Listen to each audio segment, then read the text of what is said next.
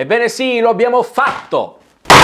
Perché se avessimo aspettato la fine della sua carriera in Formula 1 non sarebbe bastato un video di 6 ore. Quindi eccovi un piccolo compendio di tutte le sfighe che ha avuto Charles Leclerc dal suo inizio in Formula 1 e anche prima fino ad oggi. E vi giuro che io ho dovuto aggiornare questo video ieri mattina, perché ieri mattina c'è stato il Gran Premio di Las Vegas e ho dovuto aggiornare questo video. Ma come facciamo noi? Vabbè. Sigla.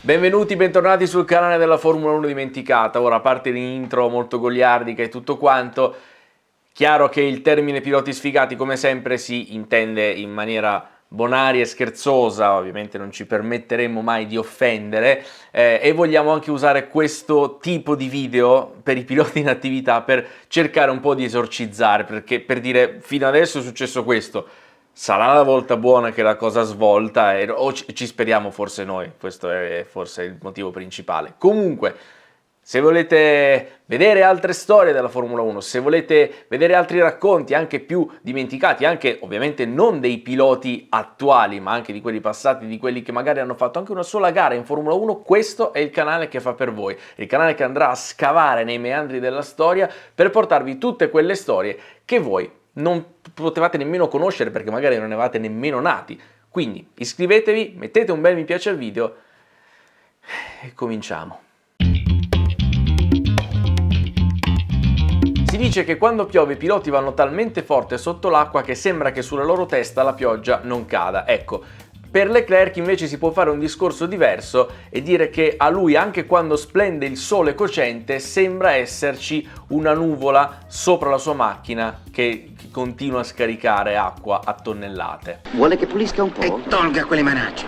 Le origini della sfiga di Charles arrivano da lontano, da lontanissimo, talmente lontano che è molto vicino. Monaco, Montecarlo, gara 1 di Formula 2 2017. Il monegasco fa la pole a casa sua e sembra avviato verso una facile vittoria quando in partenza, dopo un ruota a ruota con Albon, gira per primo alla Sainte-Devote. Charles impone il suo ritmo e guadagna subito 2 secondi sul rivale, costruendo un vantaggio che viene vanificato da una safety car causata, sapete da chi? Ma certo che lui, dal GOAT Nicolas Latifi. Ma a parte questo, una volta che riparte la gara, Leclerc sembra in formissima e comincia di nuovo a guadagnare terreno. Non ce n'è per nessuno. Charles rientra per la sosta prevista, ma quello che non è previsto accade esattamente un giro dopo. Visiue delle Traz si toccano, altra safety car. I piloti dietro di lui che non erano rientrati ne approfittano e si rimettono in pista praticamente tutti davanti a Leclerc. Gli passano davanti in 3, ma non finisce qui perché Charles si accorge di avere un problema all'anteriore sinistra che lo costringe a rientrare nuovamente al box per poi ritirarsi definitivamente. Questa cosa tra l'altro lo costringerà pure a partire ultimo nella sprint race con conseguenze facilmente immaginabili, dato che parliamo di una pista dove il sorpasso è talmente facile, guarda che è una roba che non ti dico neanche. Ma sicuramente, essendo soltanto il primo episodio, ne avrà di tempo per rifarsi a Montecarlo, vero? Vediamo per esempio come va nel 2018, quando Leclerc è ormai arrivato in Formula 1 alla corte del team Sauber e si approccia alla sua gara di casa in lotta con Hartley, quando a pochi giri dal termine lo tampona malamente alla chicane del porto, causando il ritiro per entrambi. È stato un erroraccio? In realtà no, perché sulla sua monoposto aveva ceduto il disco del freno dell'anteriore sinistra, sempre lei, sempre colpa sua, e quindi siamo a 2 ritiri su 2 Gran Premi di casa corsi in 2 anni. Ma che Leclerc a Montecarlo abbia un rapporto con la sfiga particolarmente stretto lo sapete tutti. Ovviamente però da adesso in poi le sfighe cominceranno a uscire anche dal territorio di casa Leclerc. Per esempio andiamo a Silverstone. Sta lottando per la 7ª posizione con la ben più performante Renault di Hülkenberg quando rientra per il cambio gomme. Riparte, ma una delle ruote non è stata fissata bene. Arriva il ritiro, ma l'episodio più sfortunato e anche più pericoloso della sua prima annata in Formula 1 capita a Spa in Belgio. Proprio in partenza Hülkenberg va a colpire Alonso che spicca il volo con la sua monoposto e atterra diretto sull'alo di Leclerc. E forse è stato questo il primo incidente che ha manifestato l'utilità di questo nuovo dispositivo in Formula 1, difatti senza questa protezione staremo parlando di una tragedia immane. Passato lo spavento, Leclerc finisce la prima stagione con la Sauber del 2018 in maniera molto positiva e così per l'anno successivo realizza il sogno di una vita e diventa pilota ufficiale Ferrari. Ma non sa ancora che un sogno si può trasformare ben presto in un incubo. Gli ci vuole poco, appena 2 gare per mostrare a tutti il suo immenso talento, ma anche la sua sfiga. Bahrain 2019. Conquista la sua prima pole in carriera davanti al compagno di squadra, un certo 4 volte campione del mondo Sebastian Vettel.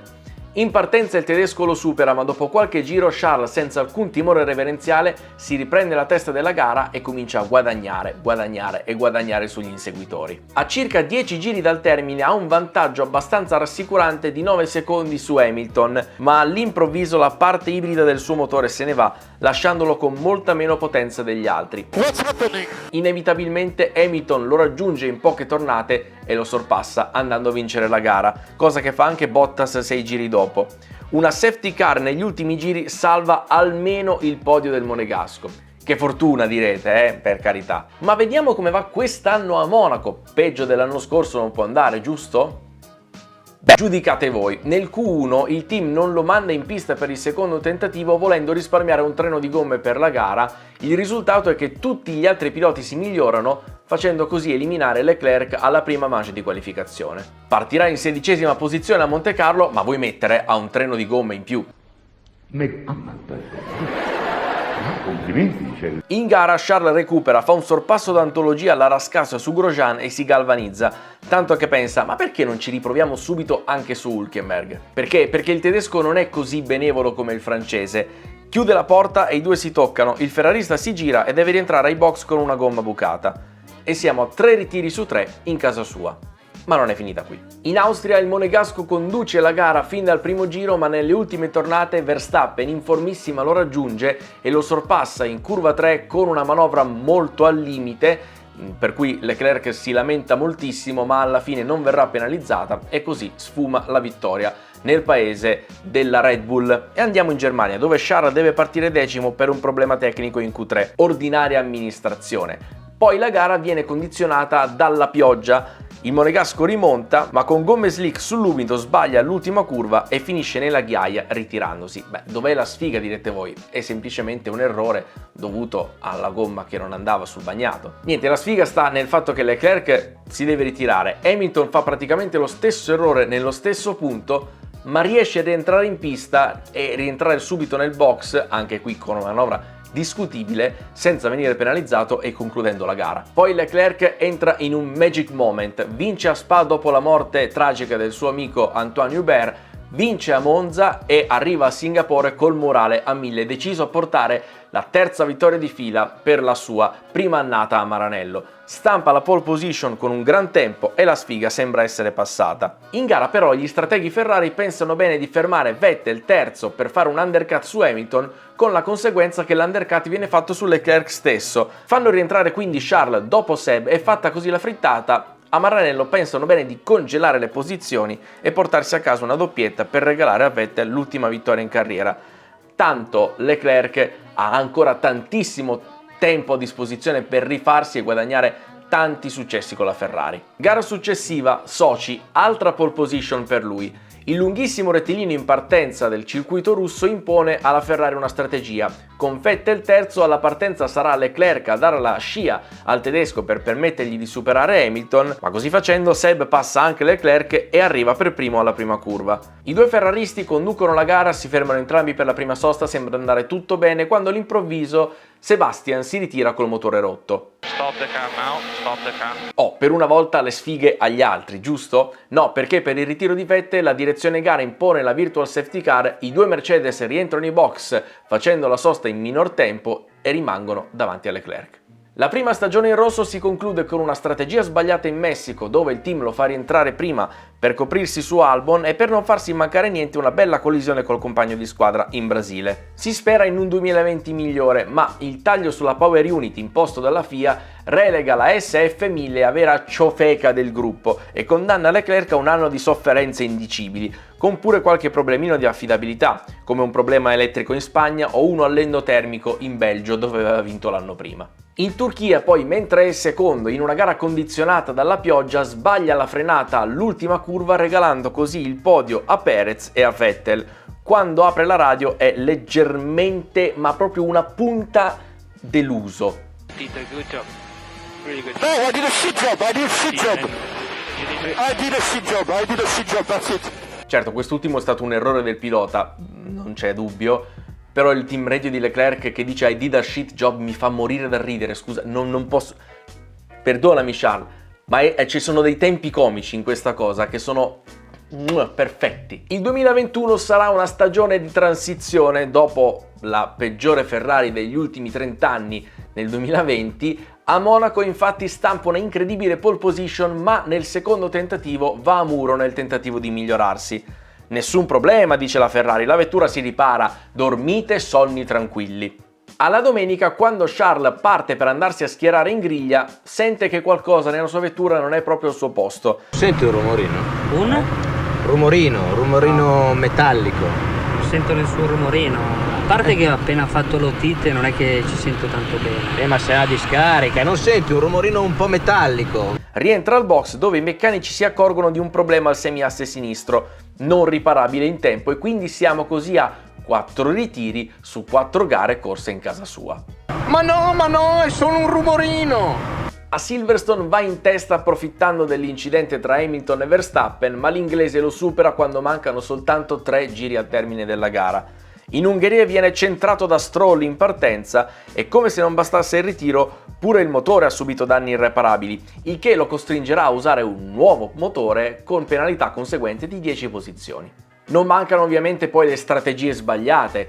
In Turchia viene mandato sciaguratamente in pista con gomme intermedie, mentre a Jeddah effettua il pit stop con virtual safety car causata da Mick Schumacher.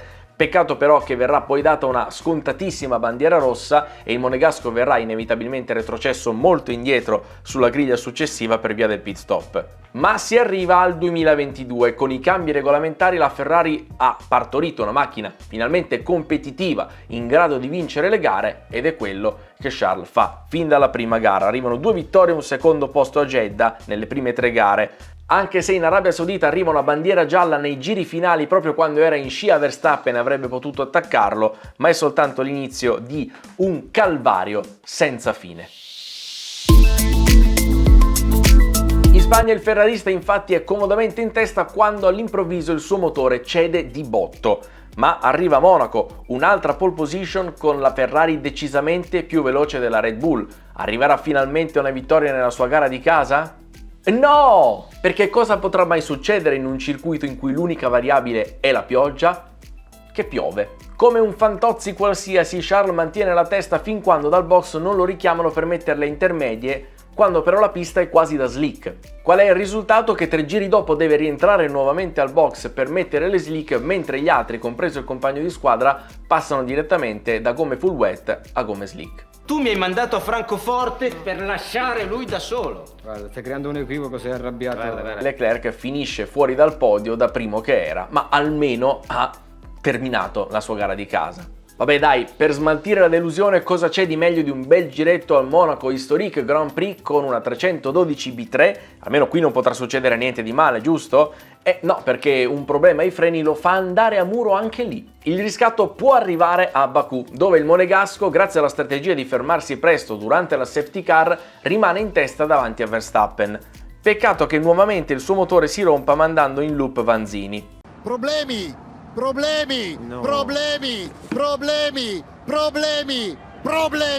In Austria torna al successo, anche se deve lottare per gli ultimi giri con l'acceleratore bloccato che poteva costargli la vittoria, mentre a Silverstone fino a poche tornate dal termine conduce una gara magistrale, comodamente in testa nonostante un contatto con Perez e l'ala danneggiata. Se non succede niente di strano è fatta, ma qualcosa di strano ovviamente succede. Infatti a pochi giri dal termine c'è una safety car per il ritiro di Ocon e il team pensa bene di lasciarlo in pista con hard usate, mentre tutti dietro di lui si mettono con le soft. Il risultato è che alla ripartenza la situazione è più o meno questa.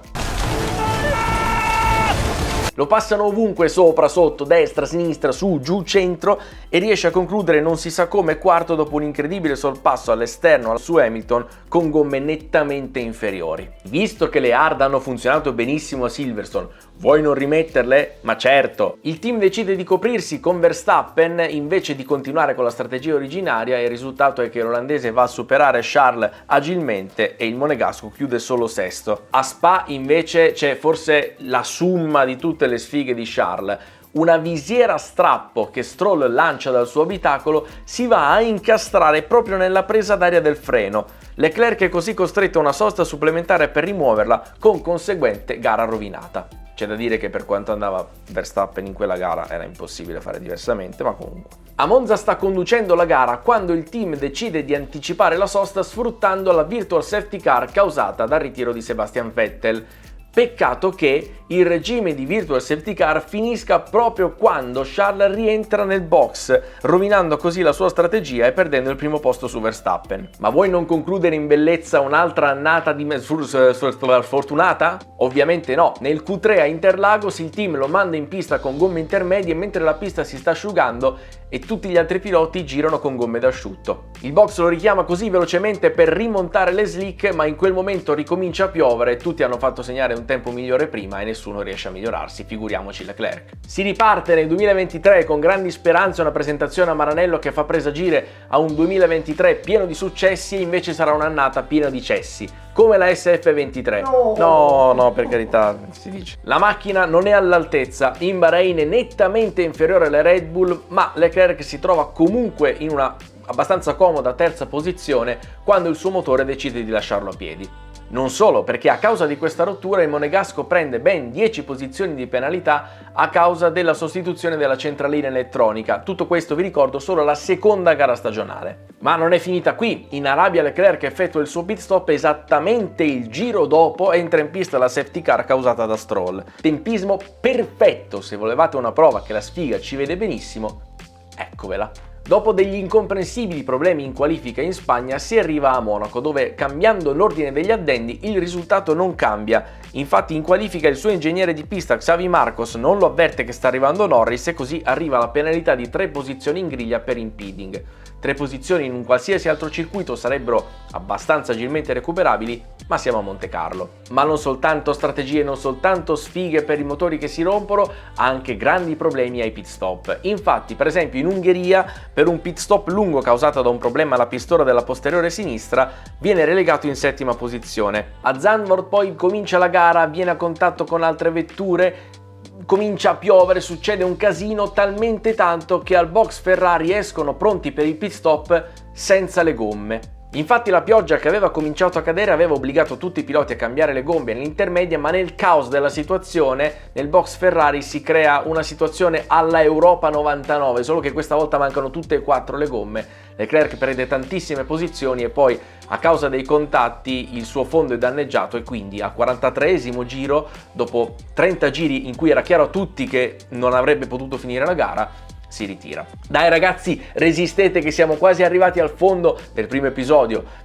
ce la potete fare. A Singapore il monegasco è tranquillamente secondo quando entra in pista una safety car che fa rientrare tutti per il cambio gomme. Leclerc deve aspettare il suo compagno di squadra davanti a sé e poi si trova la strada sbarrata da Hamilton davanti, che sta a sua volta facendo il pit. Risultato: 2 posizioni perse, ma grande lavoro in marcatura per permettere a Sainz di vincere l'unica gara della Ferrari del 2023.